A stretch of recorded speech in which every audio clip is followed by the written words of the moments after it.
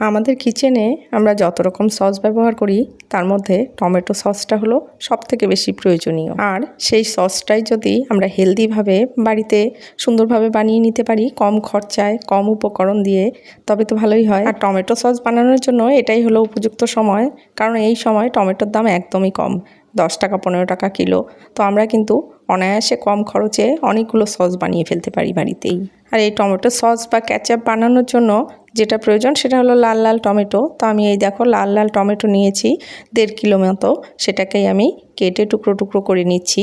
টমেটোটা কিন্তু কাটার আগে অবশ্যই ধুয়ে নেবে, নয়তো কাটার পর ধুলে সমস্ত বীজ এবং টমেটোর রসটা বেরিয়ে যাবে, তাতে সসটা কিন্তু ভালো হবে না। আমি এখানে একটু গরম জল করে নিচ্ছি, আর এদিক দিয়ে আমি 2টো মিডিয়াম সাইজের পেঁয়াজ আর 10-12 কোয়া রসুন আর 2 ইঞ্চি মতো আদা কেটে নিচ্ছি। যারা পেঁয়াজ রসুন খাও না তারা কিন্তু এটা স্কিপ করতে পারো, এটা পুরোপুরি অপশনাল, না দিলেও চলে। তো আমি এটা ইউজ করেছি, এতে টেস্টটা অনেকটা ইনহ্যান্স হয়, তার জন্য একটু ফ্লেভারটা অন্যরকম আসে। তাই এখন গ্যাসে একটা কড়াই বসিয়ে আমি সমস্ত কেটে রাখা টমেটোগুলো দিয়ে দিলাম, দিয়ে আমি যে পেঁয়াজ রসুনগুলো কেটে রেখেছিলাম সেটাও দিয়ে দিলাম। আর তোমরা যদি ঝাল পছন্দ করো তবে এখানে 4-5টা পাকা লঙ্কা দেবে, কাঁচা লঙ্কা না, তবে কালারটা নষ্ট হয়ে যাবে। যদি Kashmiri red chilli, dry red chilli থাকে সেটা তো তোমরা অবশ্যই দিতে পারো 4-5টা, তবে কালারটা আরও বেশি ভালো আসবে। আর আমি এখানে দিয়ে দিলাম 1 চামচ মতো নুন। নুনটা দিয়ে ভালোভাবে মিশিয়ে কিছুক্ষণ নাড়িয়ে চাড়িয়ে তারপর এটাকে আমি ঢাকা চাপা দিয়ে সেদ্ধ হতে দেব কিছুক্ষণ পর্যন্ত। এদিক দিয়ে আমি একটা স্ট্রেনার নিয়ে নিচ্ছি, এই স্ট্রেনারে আমি দিয়ে দেব গোটা গরম মশলা, যেটার মধ্যে দারচিনি, এলাচ, লবঙ্গ আর গোলমরিচ। এই ভিডিওটা আমার ডিলিট হয়ে গেছে তাই আমি দিতে পারলাম না। তো এটার মধ্যে আমি দিয়ে 7-8টা হলো ছোটো এলাচ আর 7-8টা লবঙ্গ আর 2 ইঞ্চি মতো দারচিনি আর কয়েকটা গোলমরিচ। যারা ঝাল পছন্দ করো তারা গোলমরিচটা গুঁড়ো হিসেবেও ব্যবহার করতে পারো। তো আমি যেহেতু ঝালটা বেশি পছন্দ করি না তাই আমি একটু ফ্লেভারটার জন্য গোলমরিচটা দিয়েছি শুধু।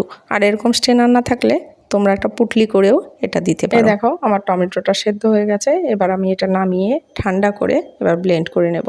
আবার খেয়াল রাখবে টমেটোটা যেন ওভারকুক না হয়ে যায়, তবে কিন্তু কালারটা ভালো আসবে না। আর অবশ্যই ঠান্ডা করে তারপর ব্লেন্ড করবে, নয়তো ব্লেন্ডারের ঢাকনা কিন্তু খুলে বেরিয়ে আসবে গরমে। আর এরপর এরকম একটা স্ট্রেনার নিয়ে বা ছাঁকনি নিয়ে এটা এইভাবে ছেঁকে নিতে হবে বা চেলে নিতে হবে। আর নয়তো এরকম ছাঁকনি যদি না থাকে তবে যে আটা চালার যে ছাঁকনিগুলো বা চালনিগুলো থাকে সেটাতেও ছাঁকা যাবে, কিংবা কোনো কাপড়ের মধ্যে নিয়েও কিন্তু তোমরা এটা ছেঁকে নিতে পারো।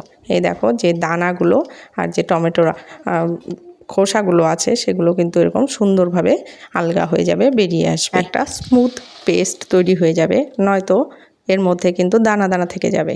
তো এই দেখো এবার আমি এই পেস্টটা একটা কড়াইয়ের মধ্যে দিয়ে আবার এটা গ্যাসে বসিয়ে দিলাম। এটা এখন আমার আরও কিছুক্ষণ জাল করে নিতে হবে। এর মধ্যে আমি দিয়ে দিচ্ছি এই দেখো চিনি, এখানে 150 গ্রাম মতো চিনি আছে। যারা আর একটু মিষ্টি বেশি পছন্দ করো তারা আর 50 গ্রাম চিনি দিয়ে দিতে পারো। এরপর এতে আমি দিয়ে দেব ভিনিগার, যেটা দেব আমি 1/4 কাপ।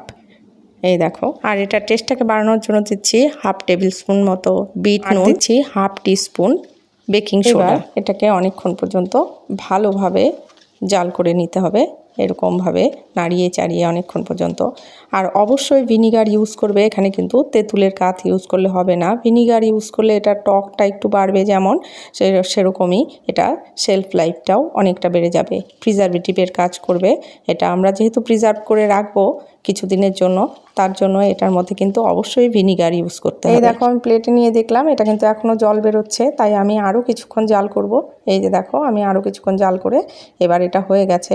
এখন এটা ঠান্ডা করে রুম টেম্পারেচারে এনে তারপর এটাকে আমরা প্রিজার্ভ করব। এই দেখো এটার কিন্তু কনসিস্টেন্সিটা এরকম হয়েছে, আর দেখতে একদম দোকানের মতো হয়েছে, খেতেও কিন্তু টেস্টি একই রকম হয়েছিল, কালারটাও খুব সুন্দর হয়েছে। তো সহজেই কিন্তু বাড়িতে এভাবে বানিয়ে নিতে পারো কম খরচে, একদমই সুন্দর এরকম একটা টমেটো সস। এটা আমরা পিজাতেও ইউজ করতে পারবো, যে কোনো স্ন্যাক্সের সাথে ইউজ করতে পারবো বাড়িতে খাওয়ার জন্য। আর খুবই হেলদি, বাচ্চাদের জন্য তো খুবই হেলদি। আর যেগুলো বাজারে কিনতে পাওয়া যায় সেগুলো তো জানোই প্রিজারভেটিভ, কুমড়ো এসব দিয়ে বানানো থাকে, তার থেকে এরকম একটু বাড়িতে বানিয়ে নেওয়াই ভালো। তো আশা করি আজকের ভিডিওটা তোমাদের ভালো লাগবে। যদি ভালো লাগে তবে লাইক করো, শেয়ার করো, আর চ্যানেলটা সাবস্ক্রাইব করতে ভুলো না।